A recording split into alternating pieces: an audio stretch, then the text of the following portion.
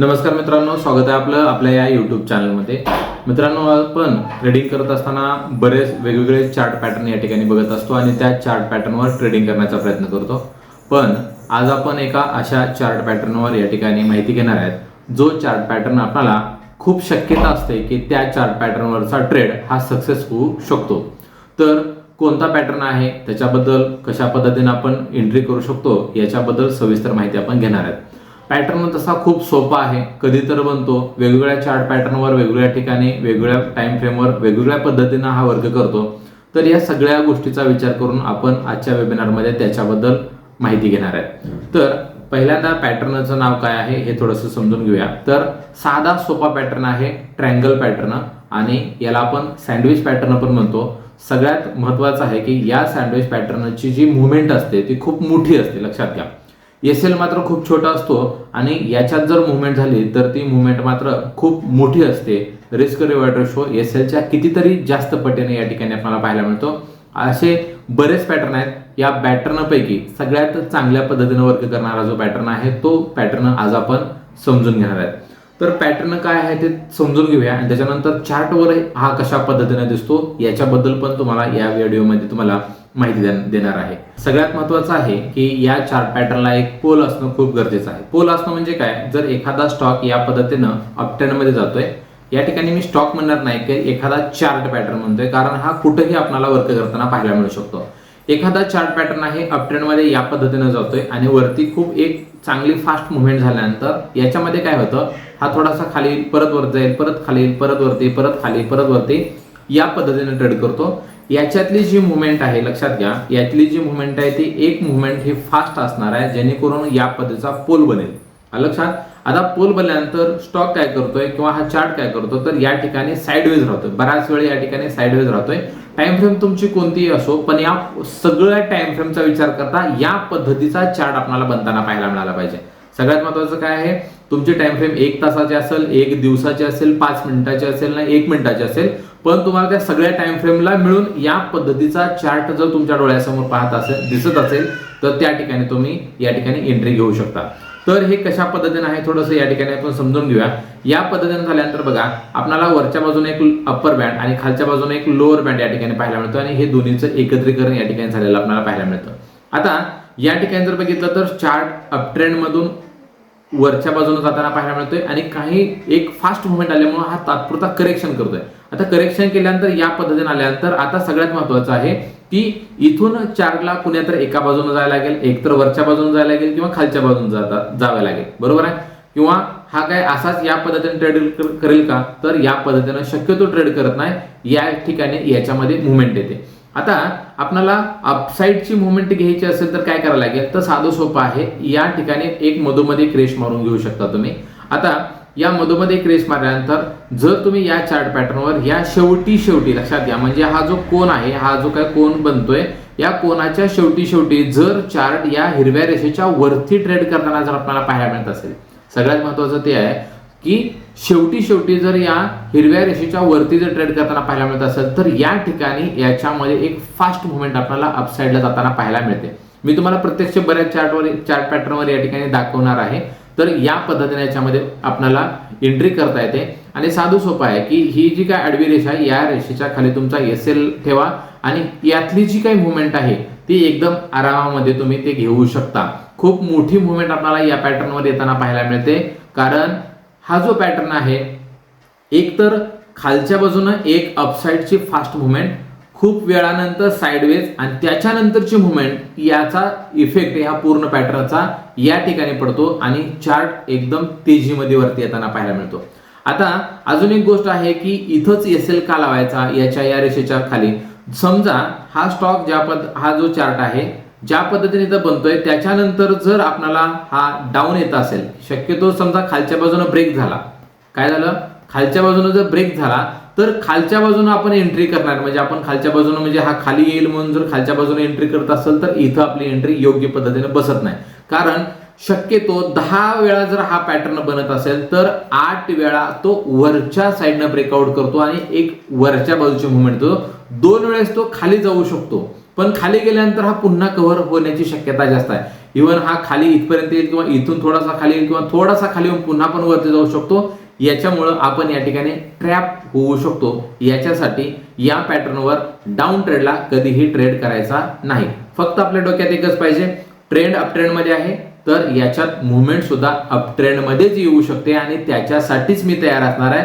इथं लक्षात घ्या की ही जी आडवी रेष असणार आहे, या आडव्या रेषेच्या खाली तुमचा एसएल असणार आहे. त्याच्यामुळे हा एसएल जो असणार आहे तो एकदम छोटा असणार आहे आणि या छोट्या एसएल वर तुम्हाला रिवॉर्ड मात्र खूप मोठा या ठिकाणी पाहायला मिळतो. आता थोडंसं तुम्हाला बरेच चार्ट पॅटर्न आहेत, या चार्ट पॅटर्नवर तुम्हाला पाहायला मिळतं की काय काय झालं. थोडंसं आपण त्याच्याबद्दल पण या ठिकाणी माहिती घेऊया.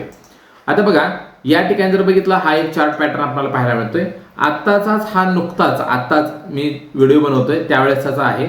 आत्ताचे या ठिकाणी तुम्हाला पाहायला मिळते की जवळजवळ 9 वाजत आलेत आणि हा संध्याकाळी 18 वाजता म्हणजे आत्ता 8 वाजता हा पॅटर्न या ठिकाणी बनलेला पाहायला मिळतोय. आणि 8च्या नंतर याच्यामधले जी मुवमेंट आहे ती कशा पद्धतीने आलेली आहे या ठिकाणी तुम्हाला पाहायला मिळतं. आता बघा या ठिकाणी जर बघितलं तर हा चार्ट वरच्या बाजूने आलेला आहे. वरच्या बाजूने गेल्यानंतर परत खाली आला, परत वरती, परत खाली, परत वरती, परत खाली, परत वरती आणि या ठिकाणी आपल्याला हा सँडविच पॅटर्न पाहायला मिळते. सँडविच आपल्याला माहिती आहे, सँडविच जे आपण खातो त्या पद्धतीचा हा पॅटर्न बनतोय. आता या ठिकाणी काय झालेलं आहे की हा पॅटर्न बनल्यानंतर सगळ्यात सोपं आहे की एक आडवी रेष मारा. बरोबर मधोमध आपल्याला एक आडवी रेष मारायची आहे. आता आडवी रेष मारली. आता बघा आडवी रेष मारल्यानंतर सगळ्यात शेवटी कुठे गेला तर वरच्या बाजूने क्लोज झाला. सगळ्यात कोणाच्या सगळ्यात शेवटी कुठे गेला तर या वरच्या बाजूला, म्हणजे ही जी आडवी रेषा आहे त्याच्या वरती आहे.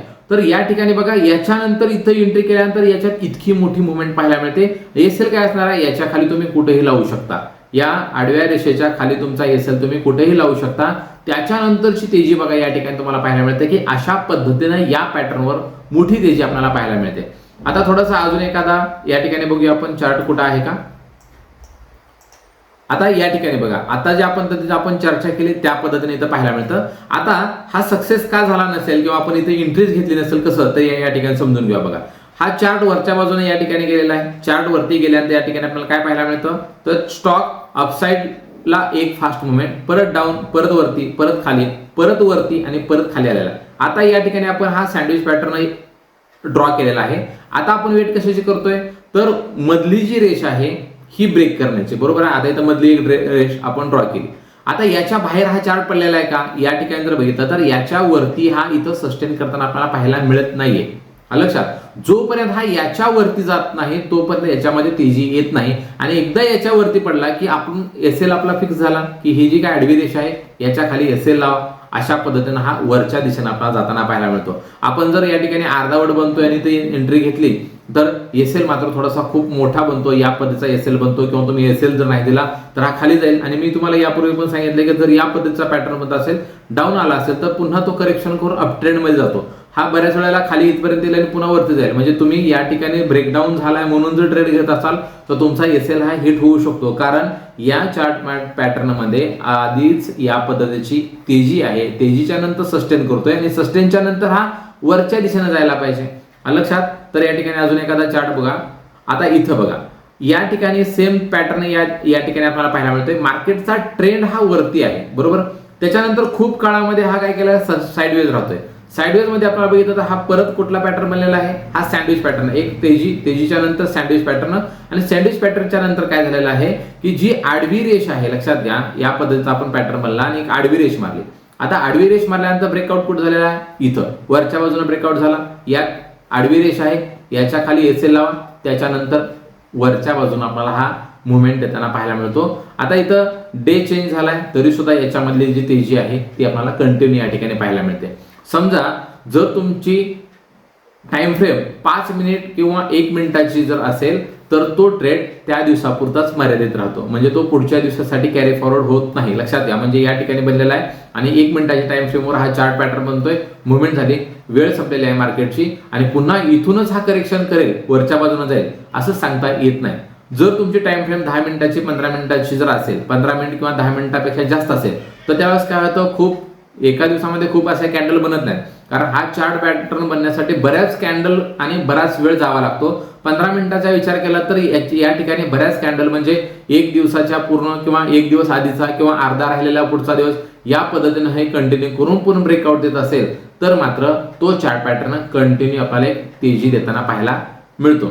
लक्षपूर्वक बघा, या ठिकाणी आपल्या सगळ्यात महत्त्वाच्या 2 गोष्टी आहेत. काय काय तर सगळ्यात महत्त्वाची पहिली गोष्ट म्हणजे तर चार्टला पोल पाहिजे. आधीच लक्षात घ्या, समजा एक असा आहे वरती गेलेला आहे आणि या ठिकाणी पुन्हा या पद्धतीचा चार्ट पॅटर्न आहे.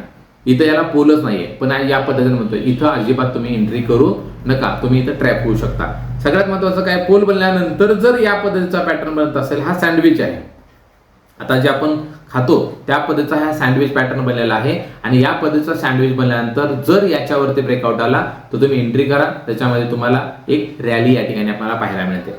मित्रांनो, हा जो पॅटर्न आहे तो बऱ्याच वेळेला आपल्याला बनताना पाहायला मिळतोय. बऱ्याच स्टॉकमध्ये बनतोय, बऱ्याच चार्ट पॅटर्नवर बनतोय, ऑप्शनमध्ये बनतोय, इंडेक्समध्ये बनतोय, वेगवेगळ्या ठिकाणी हा बनताना आपल्याला पाहायला मिळतो. तुमची टाइम फ्रेम मात्र चेंज करत जर तुम्ही चार्ट शोधत गेलात तर तुम्हाला हा कुठं ना कुठं तुम्हाला पाहायला मिळतो. त्या ठिकाणी ड्रॉ करा आणि खूप छोट्या एसएल ठेवून लक्षात घ्या या चार्ट पॅटर्नवर तुम्ही एंट्री करू शकता.